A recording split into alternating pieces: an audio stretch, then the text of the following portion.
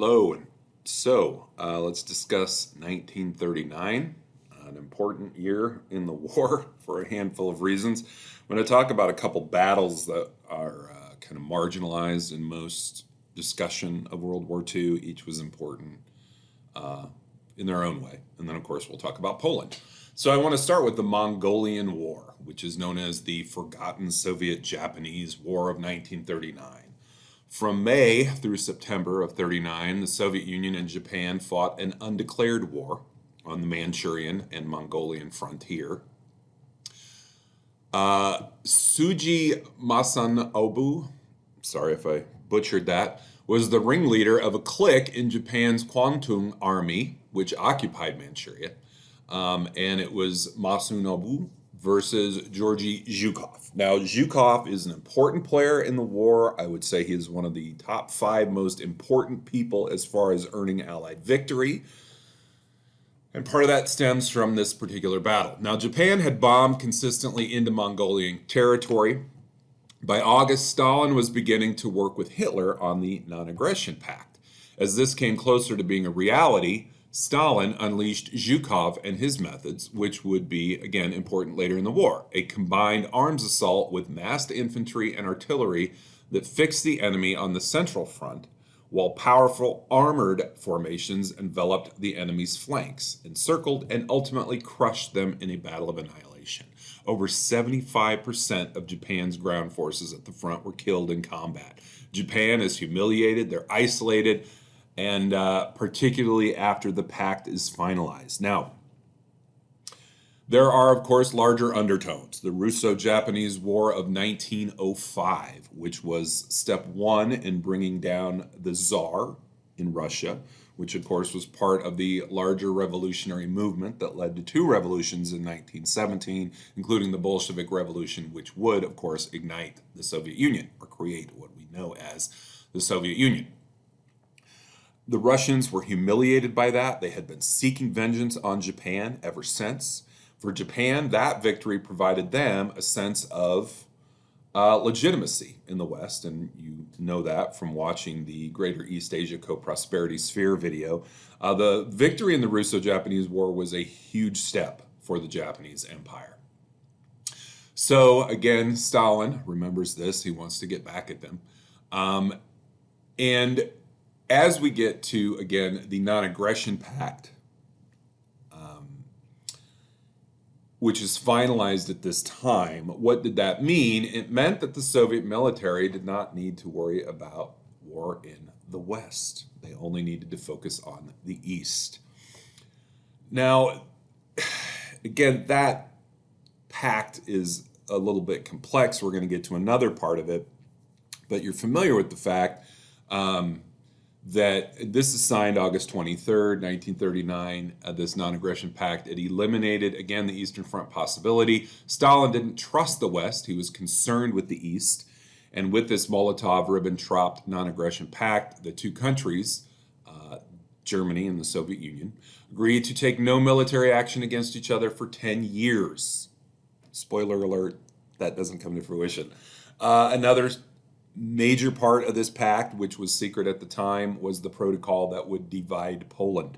So once Germany conquered their part of Poland, Hitler had agreed to split up Poland with Stalin. So again, this is rather significant. Now I want to get back to Zhukov. And this battle, the Mongolian battle, will put him front and center. He would be placed in high command in late 1941. His leadership and methods would turn the tide for the Soviets. And again, his leadership was absolutely indispensable to the Allied cause, his methodology, which would, again, completely change the way the war worked. And we'll get to a little bit of that here in a minute with the other part of Zhukov's emergence, which would be in the West. Now, why would Germany and Russia come to this agreement? Stalin was looking to build up the Soviet military. Hitler was looking for his easiest path through Poland, knowing eventually he will go after the Soviet Union, and you have to believe that Stalin knew eventually Hitler would go after him as well. Now, for Stalin, he is still upset at land lost after 1918. and looked at this as a way to initiate movement toward reclaiming it. Of course, that goes back to Versailles, which is part of the run-up to World War II. The Soviets were not even invited to Versailles. Why? Because after the Bolsheviks won their revolution in October, Lenin did the smart thing and immediately withdrew Russia from World War I. Why was that a smart move? Because the earlier February Revolution in 1917, which installed a coalition government in Russia, likely would have survived and prevented a Bolshevik uprising if they would have simply withdrawn from the war. This was a major issue for Russians. They were not happy about it. The provisional government does not withdraw. Lenin does when he comes into power. But what this means then is that the Allies will not work with the Soviet Union during Versailles. So again, they lose this land, and Stalin looks at this as step one toward regaining it. Furthermore, he wanted to avoid a two-front war with Germany, as mentioned, in the west with Japan in the east. The pact allowed him to move decisively against Japan in the final battle of Nomonhan, or according to the Soviets, Khalkhin Gol. The West never wanted to establish a relationship after World War I. Again, the Bolshevik Revolution alienated Britain and France and the United States. They were slow to recognize the Soviet Union, and only in the early 1930s would they be recognized by the West as a country. And they would be included in the League of Nations at this date. Stalin had offered support to Czechoslovakia, again, Munich, appeasement part two. He was essentially ignored. Furthermore, again, he was not invited to Munich to even deal with that. Now, why would the West deny Stalin's offer of help to the Czechoslovakians? Concomitantly, why would he not be invited to Munich? He was an opportunist. There was a concern he would try to take credit, and if he saved Czechoslovakia, then he would want it absorbed into the Soviet Empire. So again, for the West, they want to prevent Soviet aggression and expansion, so they don't even want Stalin and the Soviets at Munich. Again, spoiler alert, Czechoslovakia will come under Soviet power after World War II.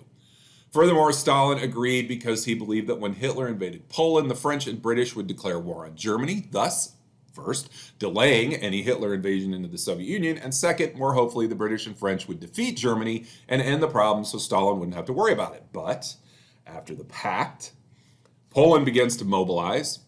Britain and France get them not to, so that they would not provoke Hitler. Poland, again, understands what's the next step for Hitler. He's coming into Poland. He needs that corridor to the sea. So as Poland begins to ready their defenses, again, the West, Britain, and France tell them, oh, no, don't do this. We don't want to upset Hitler. And this, again, gets to the official policy of appeasement. The Germans go ahead and invade. Hitler, for his part, believes that France and Britain will do nothing, just as they did in Munich. And this is touch and go for a while as they prod the Soviets to invade, per the protocol. The idea was that Hitler would initiate the invasion. Once Germany had a stronghold, the Soviets would come in, kind of help finish the deal, and then they could split Poland. The Soviets then, for their part, are in an unofficial war in the east with Japan. Again, Zhukov. Japan's not happy about the non-aggression pact. They forge an armistice, and the Soviet Union finally rolls into Poland after this armistice is signed, and the Soviets capture 46% of the territory, 230,000 prisoners of war. After the pact is finalized and Stalin goes into Poland and takes his part, he sends Hitler a message, quote, "Our alliance has been sealed in blood." Now, the methodology of this battle, this war in Poland, of course, this is when we see Hitler unleash the Blitzkrieg.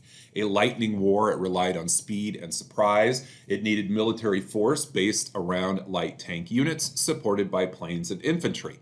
And at this time, the tanks the Germans had were better tanks. They were more efficient than either the French or British tanks. The French and British still following the dictates of World War I strategies and tactics, whereas Hitler and his General Guderian had developed this tactic which they culled from French and British cavalry leaders. Wow. Anyway, so the French and the British, again, are still resting on the old methods of war. They're still following World War I, even though Charles de Gaulle had emphasized we need to modernize the army after World War I. Of course, course, he's ignored. De Gaulle will be another key figure in Allied victory, an essential part of the French resistance, ignored by French leadership at the time. The bravery and strength of his actions definitely deserve a lot of credit. We also see the dive bombers, or Stukas, which are German bombers with the face of the shark painted on the front. They made a diving sound when they swooped down, scared the heck out of civilians, who often ran when hearing their sounds. They looked and sounded scary, and they tore through the earth. And there are notes, well, there have been studies done which talk about how some of these German pilots would try to go in and kill civilians. If they saw civilians running to a ditch, they would quickly try to go and take those civilians out before they could reach safety. Not all German military men were like that, but a substantial amount, which is rather sickening. There's an excellent book that focuses on the actual thoughts of these German fighters. We'll get to that later in the term. So, in Poland, the battle starts September 1st. Britain and France declare war on the 3rd. This is a treaty obligation. France had delayed this declaration for 6 hours, but both would essentially stand by and watch. They provide no immediate assistance as they had promised in their agreements. The Polish military attaché in London went to the Air Ministry there, asked for Royal Air Force support to launch the promised bombing raids against Germany if and when this attack started. Nothing. Conservative Leopold Armory also asked the Air Minister, Sir Kingsley Wood, to assist the Polish to set the Black Forest afire with incendiary bombs as a reprisal for German raids on Polish cities. Wood responded, "Oh, you can't do that. This is private property."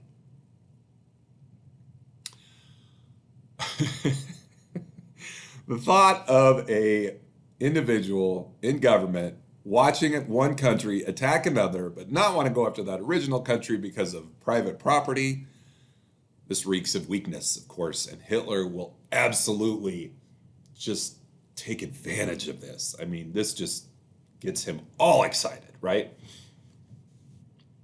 The British would retaliate, though. Oh my gosh. They organized and carried out what they called truth raids. What were truth raids? These were the dropping of leaflets on Frankfurt, Munich, and Stuttgart telling the people of Germany the facts about Hitler's aggression against Poland and thus attempting to get them to stop him.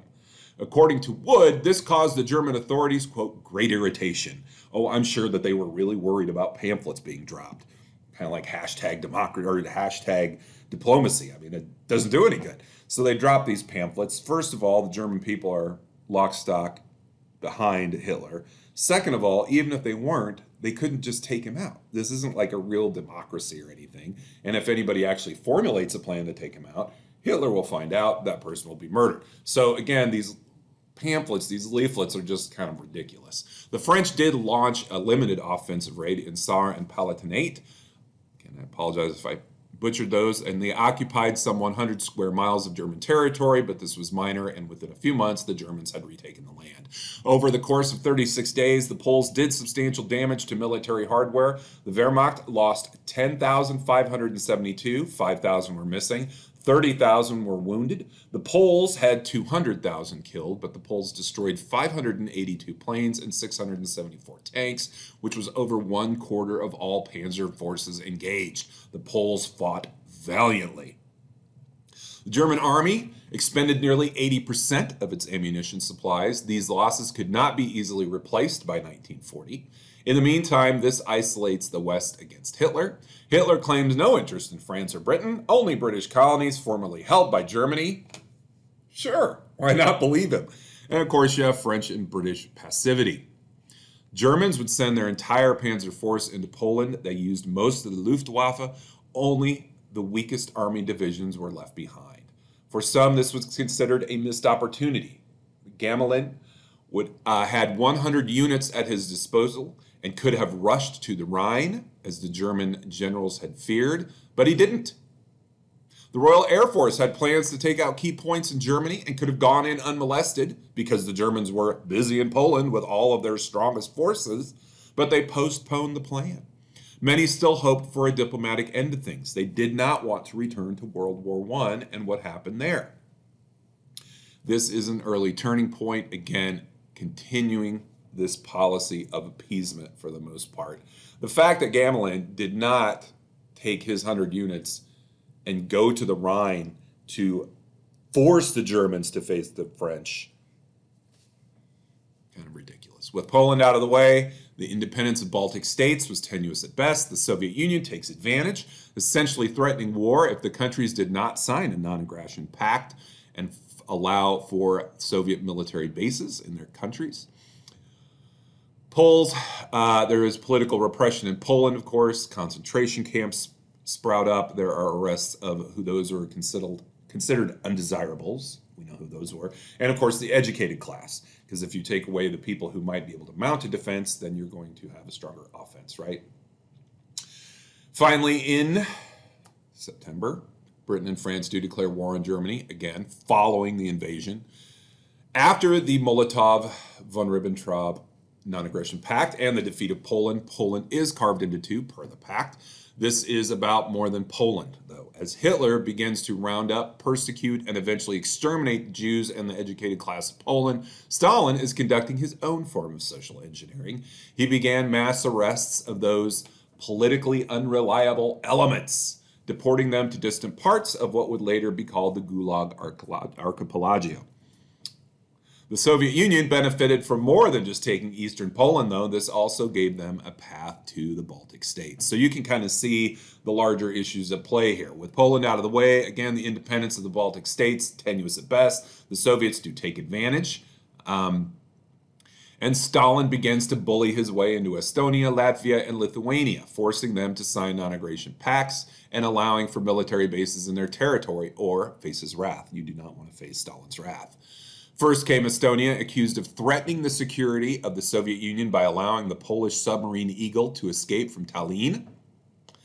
This came only 3 days after the invasion of Poland. Red Army units were ordered to be ready for the march, and a squadron of the Soviet Baltic Fleet sailed into Estonian territorial waters. Molotov threatened war if Estonia did not sign this mutual assistance pact that would prevent any conflict for 10 years, which would again include establishment of military, naval, and air force bases in Estonian territory. 2 weeks later, Latvia would face a similar ultimatum. As representatives from the two nations talked, 16 Red Army divisions were present along the border. Walk softly, talk softly, carry a big stick, right?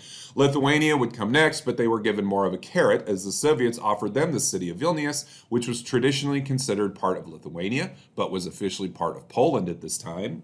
Stalin, again, being clever there. Lithuania would cave. Certainly this decision was made easier by a concentration of those Soviet forces on their eastern border. Now, in September, after Poland, we have what's called the phony war, and this lasts until May. Each side builds its defenses. Germany works on building their navy and completing some naval action. Hitler takes this time also to move troops to French, Dutch, and Belgian borders.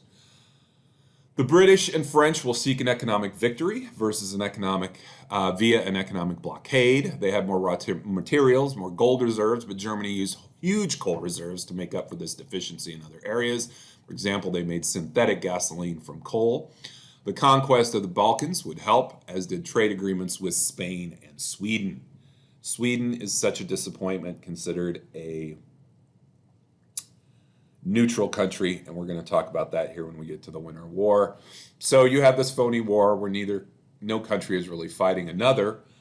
They are building up defenses. Well, there is one war going on, and that would be the Winter War that initiates at the end of 1939. Now, the Finns had gained independence after the Bolshevik Revolution and the Russian Civil War. The Soviets had established themselves in the Baltic, theoretically taking Finland via the Molotov-Ribbentrop Pact. They would look to Finland to make territorial concessions, but they did not fully comply, and the Soviets would attack the Finns at 8 different points. Now, why no French or British resistance to Soviet invasion? Or did they? The French were particularly upset about this invasion. They wanted to punish communist Russia. Of course, they did little. What of the question of neutrality? Again, these are theoretically, traditionally neutral countries. Sweden and Norway claimed neutrality, but Germany needed the iron ore from Swedish mines in Gallivare in northern Sweden, which produced a high-grade product, which was vital to Germany's war effort, particularly the munitions industry. Because these waters were considered neutral, the Allies could not legally go in and stop this trade. On the flip side, Sweden needed German coal. So it was back and forth for the two, but what if the Allies just sent troops into Finland? Well, if they would have, the Swedes would have gotten upset. The Finns actually sought Swedish approval for Allied troops to cross into their territory and join the fight. The Swedes deny this, and we do not push the issue. They claim that if we had gone in, Sweden would have entered the war on the side of the Axis. They are already helping the Axis. There are also, we will see during the war, some issues with Switzerland. Again, a traditionally neutral country, right? They were holding gold and also helping the Germans substantially.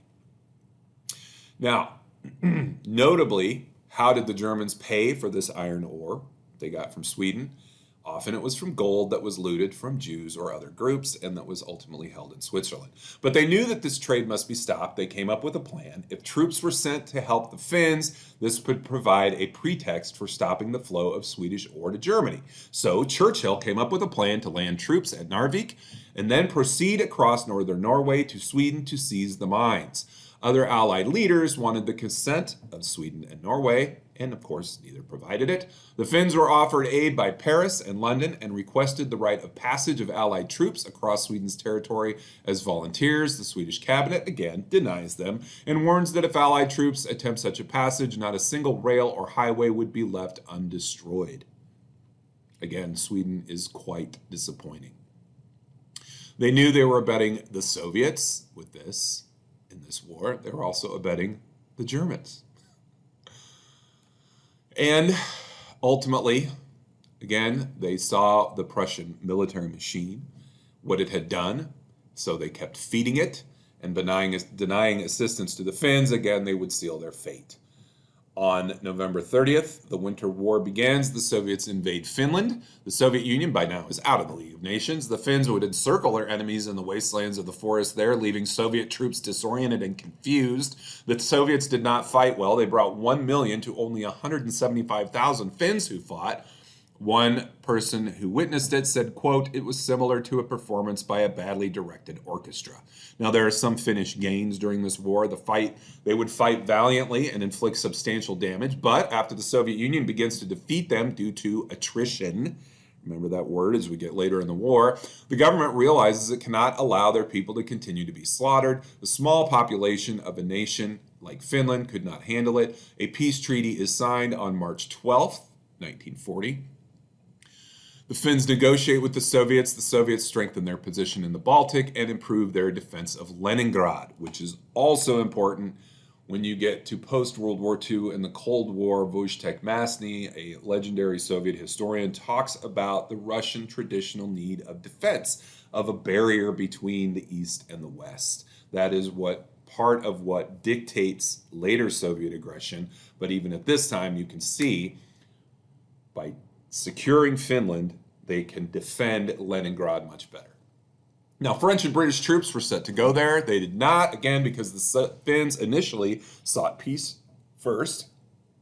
And again, the Swedes would not allow any troop movement over their land or over neutral waters. All right. In the end, 200,000 Soviet troops were lost, only 25,000 Finns. The Soviets lost more people in this war than the Finns had fighting the war. That is, again, whoosh. What does this show? It shows the incompetence of the Red Army, and this is in many ways a turning point. We're going to get back to Georgy Zhukov here in a second. But this confirmed Hitler's view that the Soviet army was weak. Why was this weak? Because prior to the war, Stalin purged everyone he considered a danger. The numbers are not known, but it was probably in the millions. We know that he starved tens of millions of peasants. But Stalin got rid of all of his good generals because he was scared they were going to try to take over. Of course, one that he did not get rid of was Georgy Zhukov, and he almost did, but we're going to get to that. The Red Army weaknesses, again, are shown in this war, and the Red Army modernizes because of the recognition of these problems. 1940 is called the year of the Great Transformation, according to Zhukov, Zhukov. Unified command and reintroduced. Our unified command was reintroduced, and political commissars were subordinated to field commanders, giving the military more of a military sense. This improved cooperation between different branches and services, which of course is very important. It perfected the training of troops under various conditions, with regulations updated to meet the demands of modern warfare. Most importantly, the Red Army and Air Force were resupplied with modernized equipment and weapons. The advances in lubricants allowed weapons, tanks, artillery, and aircraft to function in frigid temperatures, which would be necessary for World War II. But all this modernization is absolutely crucial to the Soviets making any progress. 1940 is the beginning of it. We're going to get to Barbarossa here soon, but first we have the fall of France.